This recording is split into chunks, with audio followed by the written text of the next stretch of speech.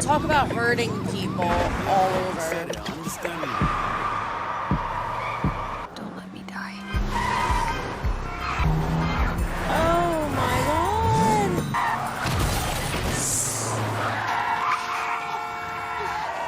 All of this chaos and catastrophe because of her.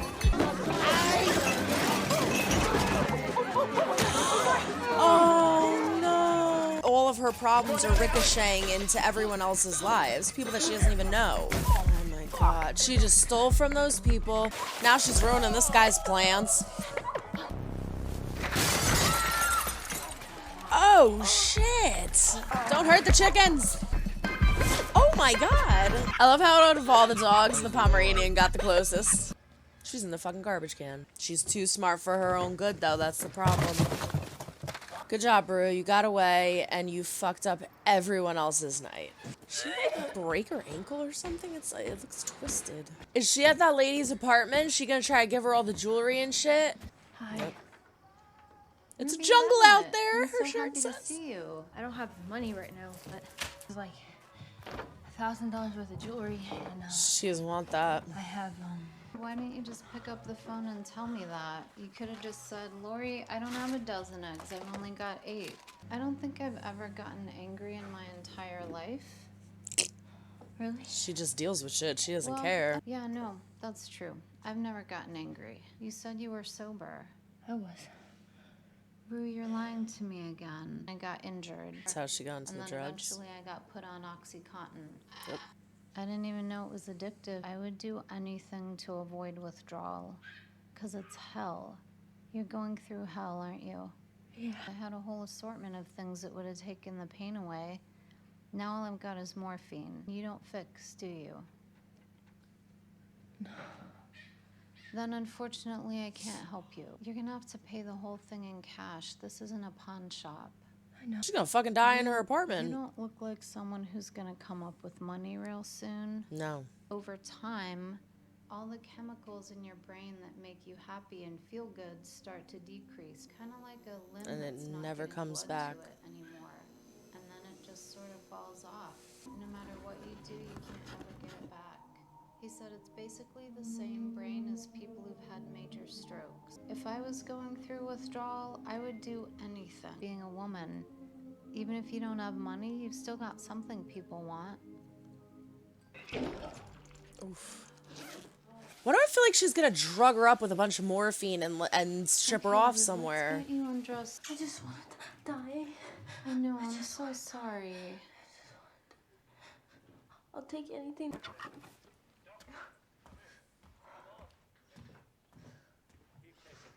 Are you sure this is safe?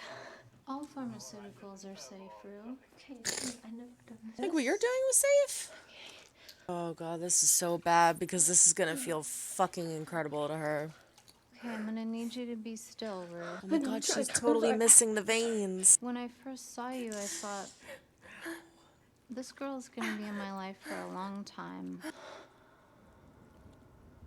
Thank you. It's gonna feel better than any pills she's ever taken.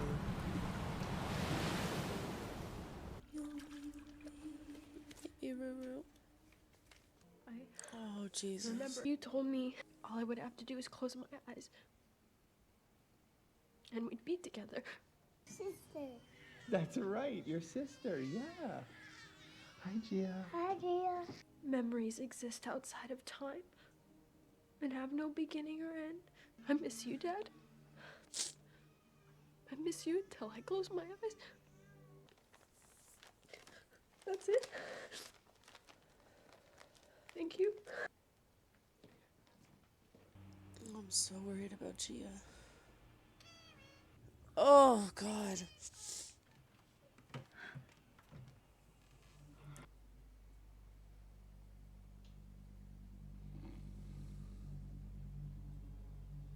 You better be quiet as fuck. She doesn't know how many people there are. Oh my god.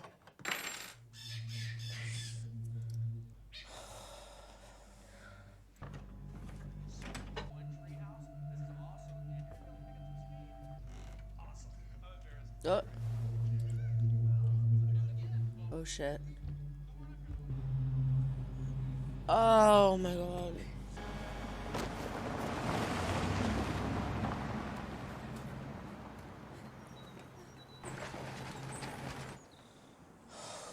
Jesus.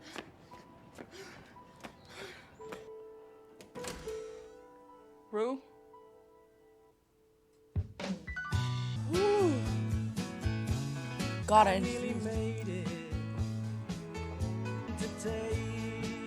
shit, I feel like I just fought a fucking war.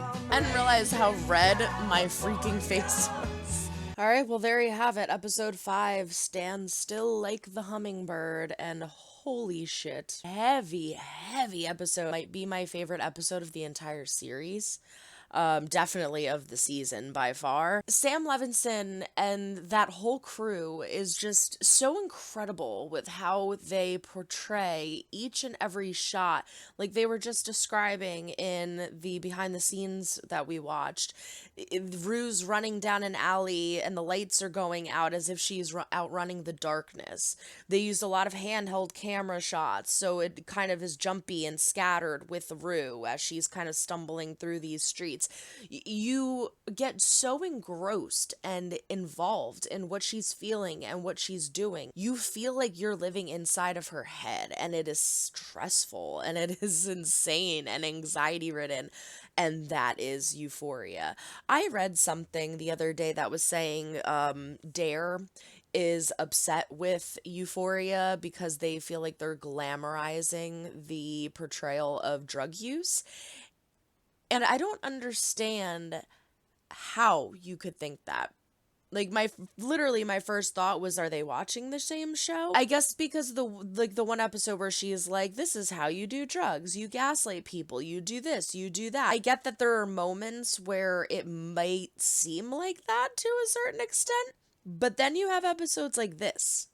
If someone is thinking about doing drugs and they watch this episode and they still go, yeah, that's a good idea, I'm going to do it still, this is going to scare the shit out of kids who could potentially try their first line of coke or try their first pill from their parents' medicine cabinets. This better scare the shit out of so many people who think about going down that path, because if it doesn't, then nothing is going to. Because this is the realest, truest portrayal of a drug addict that I have ever seen, and I have been directly involved in the lives of some. And it's incredible. It's absolutely incredible.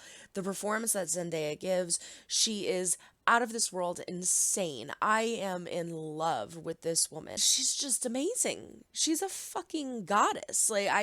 Oh my gosh, the way she speaks, the facial expressions, I am in awe of her performances when I watch her. The beginning of the episode is absolutely insane. We have all this chaos. We have Rue fighting with her sister Gia, with her mom. I feel so bad for Gia because her mom's saying, you knew, and now she's clearly feeling guilty, like, fuck, I should have said something, but I was trying to be true to Rue. Now I fucked everything up.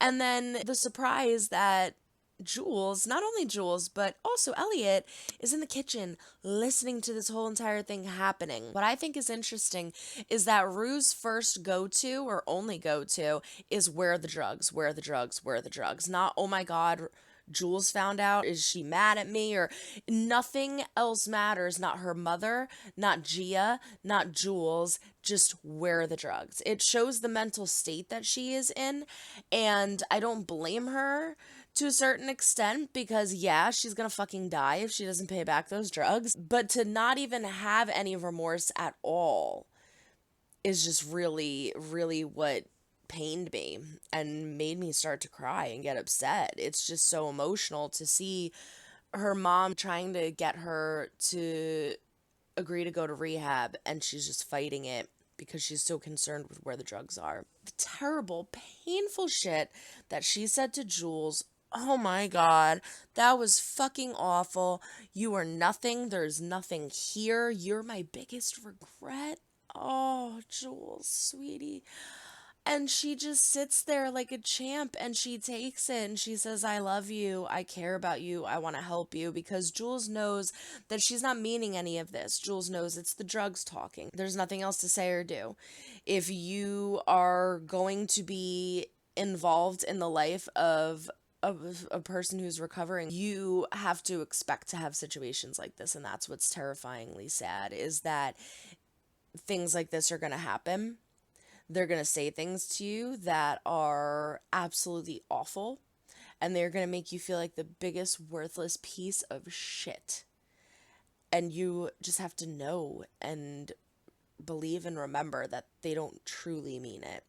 But it's still going to come from them. It's still going to hurt. I thought it was interesting how Elliot was saying that he regretted saying anything, that it wasn't his place, because yeah, it kind of wasn't, but at the same time, if you didn't say anything, Rue would have died. Rue definitely would have died, because I am shocked. I am literally in shock that she did not OD from what she had taken in the last episode. So there's no doubt in my mind that if he didn't say anything, they would have had to make her OD if he didn't say anything, because to take that many drugs and that many pills, it just wouldn't make sense if she didn't OD.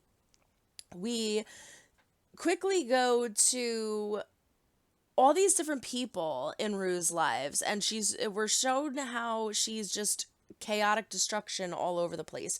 We get an interaction with Fez. She's trying to steal the grandmother's pills. He literally has to grab her, bear hug her, and throw her out of the house after she throws him. And it's things like that that you have to do in order to show the love and support to people like that, which is sad but true. We have a whole scene where she goes to Lexi's house. She steals the earrings from, I'm assuming that was Lexi's mother's room, because there were like old pictures, black and white pictures. I mean, it could have been Lexi's room, but I think it was her mother's.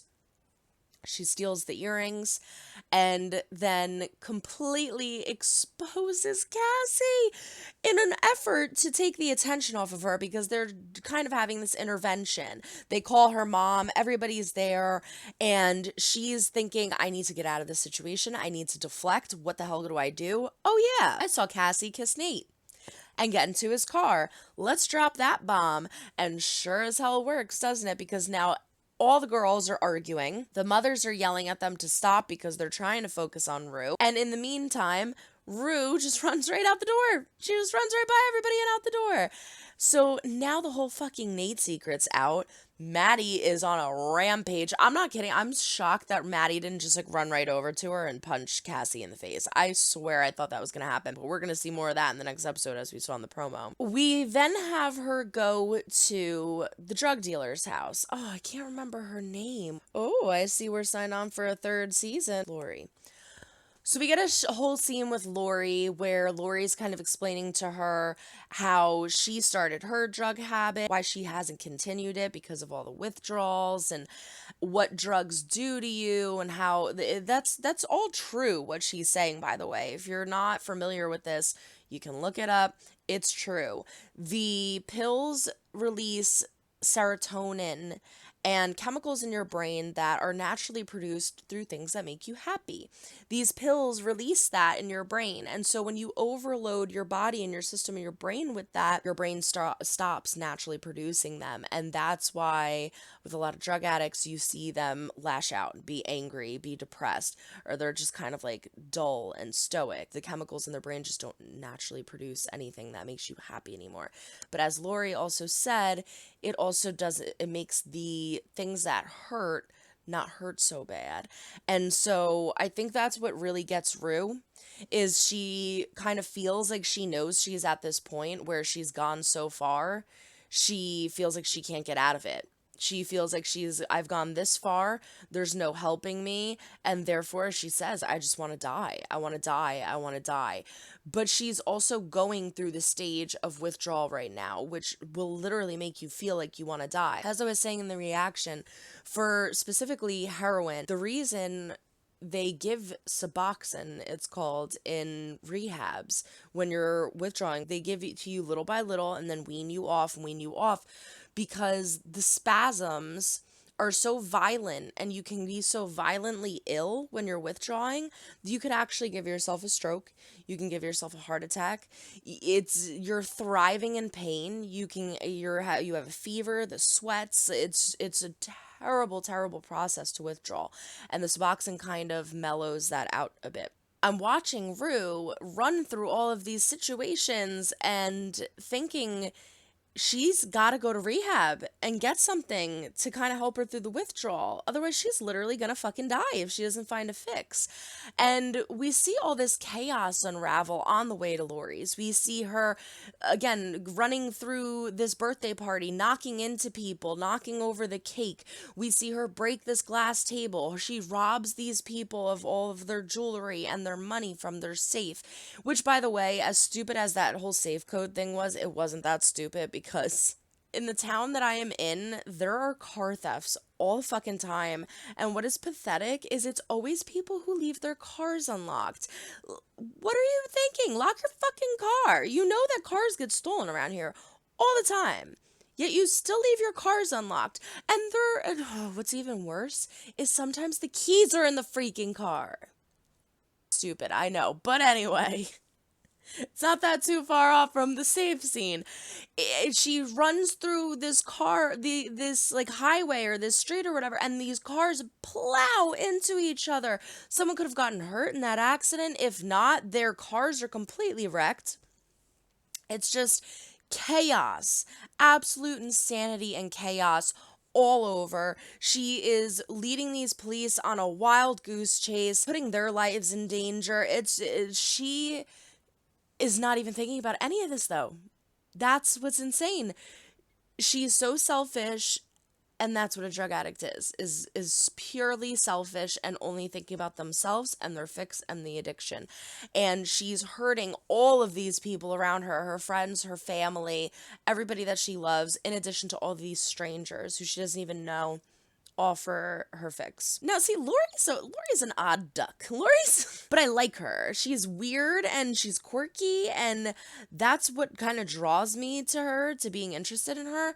When she says, I don't have anything but morphine, but you don't fix, do you? I think she says. And I'm assuming that's what she meant by it, like using needles. Injecting things is so much worse than swallowing the pill or snorting the pill, because it's a straight shot right into your veins. On top of that, this is pure morphine. Pure morphine. You cannot go to Rite Aid and get morphine. You cannot go to Walgreens and buy a vial of morphine. Morphine is given in hospitals. Morphine is given for serious freaking shit. And so for Lori to just shoot Rue up with a syringe of morphine, I'm trying to figure out what the hell her motive is here. Is she really just that kind of kooky and loony where she actually kind of wants to help Rue? I feel like part of her like really does feel bad, where she's like, this girl, like I see myself in her a little bit, because I went through this. I've been through an addiction. I feel bad. So I want to help her. But part of me seriously thought that Rue was going to wake up in like a crack house chained to the wall. I'm not kidding. Like, I legitimately thought she was going to sell her to like a pimp or something. I am shocked that she didn't wake up in a situation like that.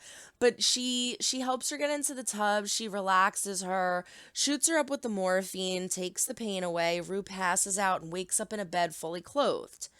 And seemingly okay now that she kind of got her little fix. I don't think they were trying to keep her there. I think that the locks on the door and the windows being bolted shut were legitimate safety precautions because they're fucking drug addicts. I don't think that they were trying to keep her prisoner there. Because, again, if they would have, like, handcuffed her or something, I would think. But I am very curious to see that conversation moving forward. Like, what the hell is Lori going to say? She left all of the jewelry there, even though Lori, I mean, that wasn't her concern. She was trying to get out. But Lori said, this isn't a pawn shop. You have to pay in cash.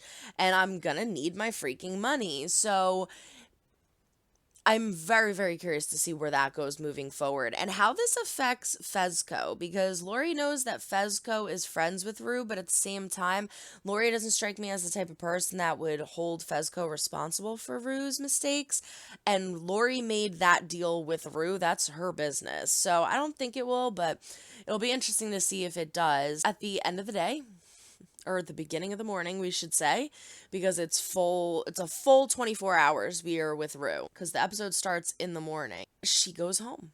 At the end of it all, she goes home, because where else does she have to go? She has burned every bridge that she has. She has successfully pushed away every single friend that she has. She has destroyed friendships within her circle. She has completely humiliated and mortified Jules, and she hates Elliot, and she's not going to rehab. So where else does she have to go but home? And I think it's just such a sad, sad scene where we have her mom sitting at the table, just waiting and praying and hoping that Rue is going to walk through that door, because that's all she can do. She spent the whole night looking for her. She spent the whole night trying to get her back, chasing her down from Lexi's house to place to place to place. Even Gia, that scene with Gia where Gia's on the phone, she's like, Gia, can you pay attention and help me find your sister? And the look on Gia's face where she's just like, I'm fucking done. I am done. I thought that could trust her. I thought that I could believe her. The scene in the car where she's saying, I relapsed the second I got out of rehab. And like, I was lying to you this whole time. You could just see the look on Gia's face. Like, so that whole conversation where I got mad at you for saying you wanted to start smoking weed again, because I didn't want you to relapse, and you talked me into believing it's just weed, it's not a problem. That whole time, it wasn't even about the weed.